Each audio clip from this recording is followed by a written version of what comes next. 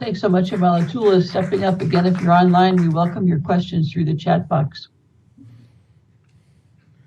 Okay, great. I know we're the last two for lunch. If you can bring up the slides here.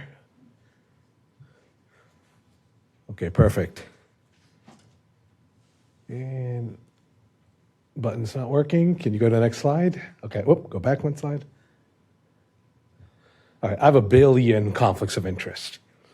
For this audience, I'm a founder of Personalis, cancer genome sequencing company, but many, many others. All right, so let me introduce the University of California to you. So I'm from UCSF, but we're one of 6 UC medical schools. And finally, we're all working together under this umbrella called UC Health. So UC is huge. We have 10 campuses, 3 national labs, 200,000 employees. So we're one of the larger employers in the United States, 250,000 students per year. Then we got these 6 medical schools and 14 other health professional schools. So nursing, pharmacy, veterinary, dental, public health. We train half the medical students and residents in California. So even if they don't stay with us, we still have some impact. About $2 billion in NIH funding. We make about $13 billion a year seeing patients. About 5,000 doctors get a paycheck from us every year, but 100,000 doctors write orders on our patients every year. That's all the residents and fellows. For the time being, you can go back to my slides. For the time being, we're in the U.S. News top 10 and rising, since many of you are leaving. So I only mention that while we're still in the list. I don't know for how much longer. And then we got these 5 NCI comprehensive cancer centers and 5 clinical translational science awards. They operate independently, but they also work together, as you'll see in a moment. And then we got these secret superpowers that are so secret, even we forget we have them.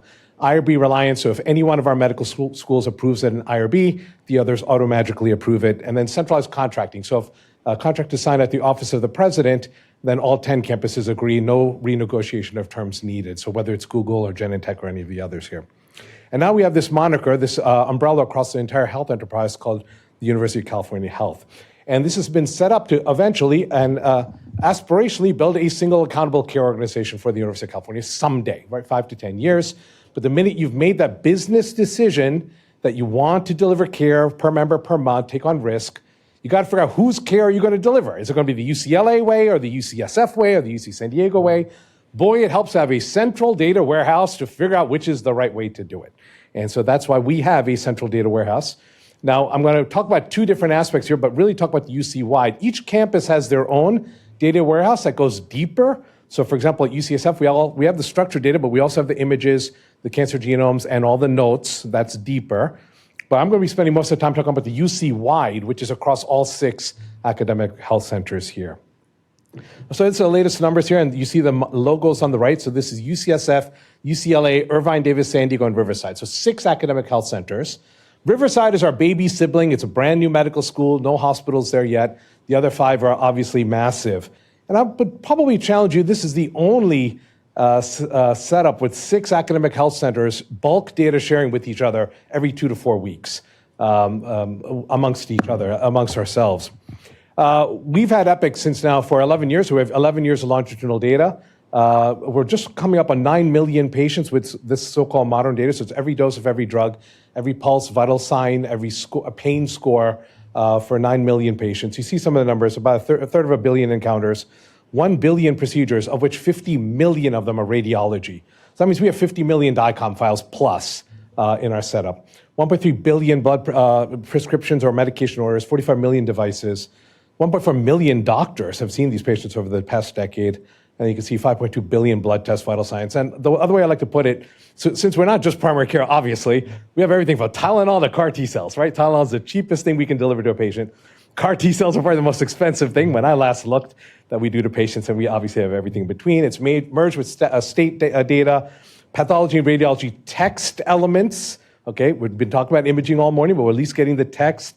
And we conveniently run the death index for the state of California too. So death as an ultimate outcome, we have merged already with all of these 9 million patients. And so this is safe, responsible use of the data. Just to give you one random example to prove this isn't claims data, pick one blood of potassium measurements. Here's 24 million of them. This is one line of code. If you're an R aficionado using ggplot, you can get just one line of code to do this. And most of them are around 4, thankfully. All right, so we'll go to the next slide here. All right, so these are cancer center patients, and we have 105,000 cancer center patients per year. That means visiting any of those 5 NCI comprehensive cancer centers. You see race, ethnicity, financial class. But you also see social vulnerability index and advanced cancer status. We have already latitude, longitude, geocoded every one of our 9 million patients, so we know their census tract. And from that, we map them to the tippity top of social determinants of health, right? That's not the whole iceberg. That is just where they live and some things you can intuit for a patient from that. So that gets mapped to a social vulnerability index. You can use area deprivation index. You can use, in California, we use something called healthy places index. So that's already been done, and we have those as well. And you're going to see those in a moment. Advanced cancer means they're on immunotherapy, they're on CAR T cells. So about 31,000 of those per year. Now, in the same database, we also have all the cancer genomes. So, of course, we sequence cancers like everyone else, and we have an in-house test at UCSF called UCSF 500. We also use Foundation Medicine. We also use Tempus. All of those come in as XML and get put in the same database, okay? So, of course, we know all the other ways to look at cancer genomes, but we like to look at the meds with it before and after the cancer genome and death as well. So, of course, the number one gene mutated in a UC cancer is P53, no surprise, followed by TERT, KRAS, and all the rest there. And again, age, race, ethnicity, but social vulnerability index. Are we overusing this test in patients that are paying cash for it? For example, this happens to match our general demographics, so we know we're using this in a fair, equitable way, smoking status and all the rest. You can also go by mutation. So if you look or which cancers are being sequenced, so lung adenocarcinoma is the most sequenced UC cancer, or you could just pick a mutation. So pick a mutation like NF1, and you can see it's mostly mutated in lung adenocarcinoma and lung non-small cell and all the rest here. So you can go by mutation. This is just a dashboard. This is a simple, pretty Tableau dashboard. What I'm trying to show is the data it stands behind this as well. It's available for us as researchers, AI builders, and all the rest. Here's an F1 there. Okay. So now we're going to go deeper, and because we're getting the notes, and obviously the University of California cannot hire 1,000 to 2,000 curators to read these notes. We have med students. We can give them pizza money and stuff like that, right? So it's in the hundreds, not thousands. But so we've been curating some of these notes, especially breast cancer, some of the rest on each campus. But I'm a big fan, for example, of using ChatGPT. And now everyone's been talking about ChatGPT this morning. We have already de-identified all our notes. So at least at UCSF, all 120 million of our notes are legally de-identified. So that means we can shove them into ChatGPT. And this amazing example, this is a cancer progress note that's been de-identified. If I've missed any of the dates, it doesn't matter, they're already de-identified here. And this is a complicated note. We're faced with many of these in clinical care. And at the bottom, so Madhumita did this demo, just give me all the cancer biomarkers. Even off the shelf, ChatGPT summarizes this note and says, here are the biomarkers, ER, in parentheses, put estrogen receptor, PR, here's progesterone receptor, it tells what HER2 is. And then it says MP mammaprint. Our own oncology curators missed, in this context, MP meant mammaprint here, right? But off-the-shelf ChatGPT was able to curate that from a standard de-identified progress note for us. So obviously we're a big fan of ChatGPT and perhaps other AI to curate these notes, an aspect that hasn't really been mentioned yet. You can see MP high risk. You can ask it to put in a table. It already knows you want left breast and right breast. You don't have to give it all those instructions. So big future there, I think, in moving forward. How does research access work across UC Health? We have a fully identifiable data set. We have a legally de-identified data set. Everything in between is what HIPAA calls a limited data set. Researchers work on one health campus first to get everything working, and then we help them scale using a cloud-based tool to access all of this here. Now, I'm going to run out of time here. This is what it looks like. Literally, this works and is existing. You log in with your own campus credentials. You type in your queries in R, Python, SQL, and you can see that, for example, this gives you 93 million ambulatory visits. For example, if you want to play with those here.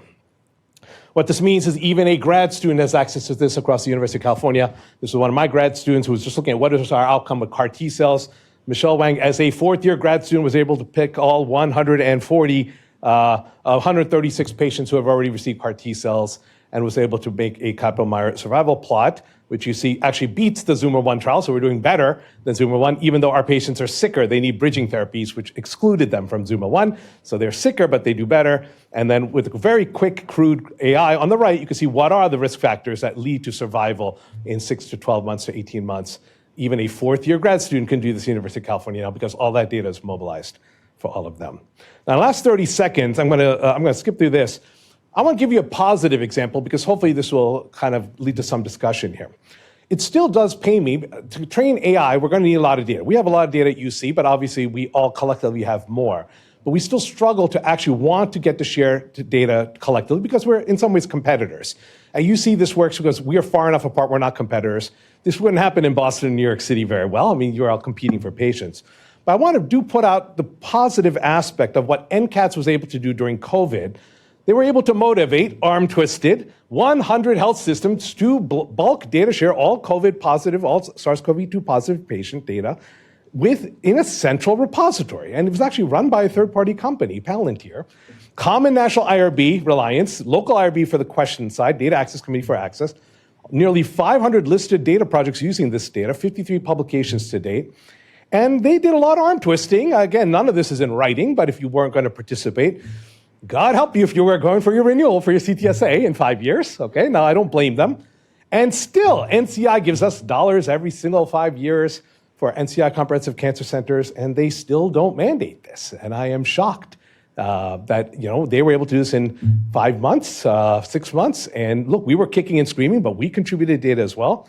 Are we waiting for data perfection before sharing? Where's the leadership from NCI and the comprehensive cancer centers to get a common data warehouse going like this? They have great dashboards. You can see 77 million sites actually contributing data, 18 million people that they know about, positives and negatives, billions of lab test results, medication records, and literally here are the institutions contributing data, all your sites and mine. If this scrolls down here, it's not even just the CTSAs, and it's not just from OMOP, all sorts of data models supported. And it's patient-facing as well. So if I'm a patient with COVID, I can type in and just do pick a list to see where I am, and I then can understand what is my risk for mortality, which does not exist at all for cancer precision medicine at all. If I'm a patient now with a tumor, with a mutation, someone please point out where I would actually type that in today. So this is what I'm going to end with, ongoing challenges and opportunities. I think health data interoperability and interchange can happen. Boy, it's so much easier when there's a business reason to it. We buy things together at UC. We buy hip joints together. We can buy CAR T cells together. Structured data elements from unstructured is a challenge. Curation is there. AI is coming. Mapping patient care trajectories to actual protocols is still hard. We haven't talked about that yet. Deviation's even harder.